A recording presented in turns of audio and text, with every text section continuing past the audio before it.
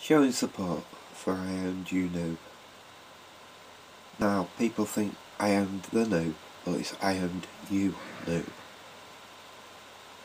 Based on his FPS and online gaming.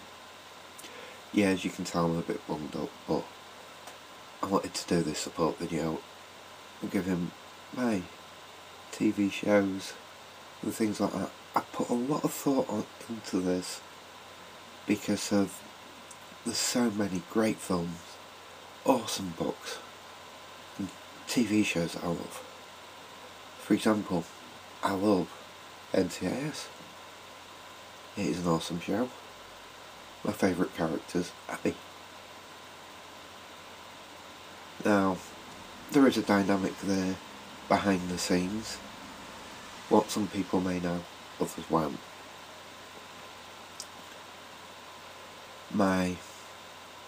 However, that is not my favourite TV show. My favourite TV show would be one I grew up with. It's older than me. It is the longest running sci-fi series in existence. Which is, of course, Doctor Who. I grew up with that. It was a big part of my childhood. Every Saturday night at 5 o'clock, Doctor Who was on. And David Tennant was excellent. Matt Smith's doing a good job. Christopher Eccleston did a good job. But the real Doctor Who is Tom Baker. The best of the best. Now, favourite movie. There are actually two for totally different reasons. For one reason, which is it's the first movie I can honestly say I can remember being taken to the theatre to see, and that is Star Wars: A New Hope. The other movie is almost as old as I am. It's based on an famous novel, and although I don't agree with a lot of it, it emphasises some of the way I choose to live my life. However, I would be probably Stephen. Now, the film is the story of O. It is a very good film. However, it's not. Although it was a mainstream film, it's not a mainstream topic. Now, finally, books. I'm a bookworm. I love reading. So, this was the hardest of the lot. So I couldn't narrow it down to a particular book, or even a particular trilogy. Instead, I narrowed it down to a particular author. And this author is David Gemmell. His acclaims when he was alive, because unfortunately a few years ago he died, were beyond compare. He blends history and heroic fantasy to create dirty heroes. Now, what do I mean by dirty heroes?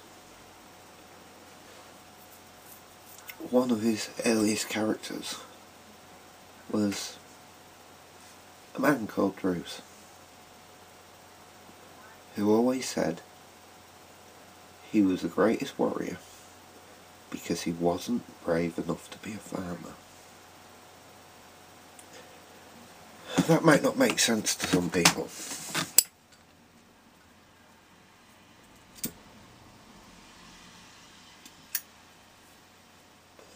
To others it will.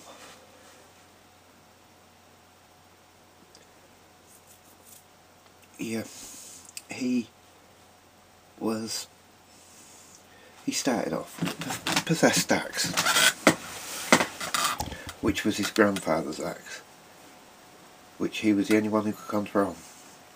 Yes, he eventually gets rid of the spirit, but he lives a lifetime in his own legend. Now, most people would say a legend in their own lifetime. Not Bruce. He's just a shy country boy who's bigger and stronger than most other people. He's afraid of his strength. But those are my choices. Hope you enjoy them. And I'd recommend for anybody picking up the book Bruce the Legend or Waylander or any other David Gemmell book. But if you're going to pick one up, just check, because a lot of his work is done in a series of 3 or 4.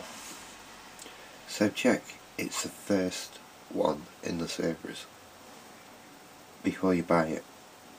Because although you could read it as a standalone, you get more out of the books than you would if you read them in cycle than you would if you read them out of cycle. There is one exception to this, and that is Bruce the Legend. Start off with the second book rather than the first, because in the first book he wrote of Bruce, he was an old man. He became such a popular character that David Gemmell felt that for the fans of Bruce, he had to write more to say what had led him there. So, thanks for your time. See you later. And I hope you like this long VR, because it's gone on longer than I thought it would, man. Oh, but over and out.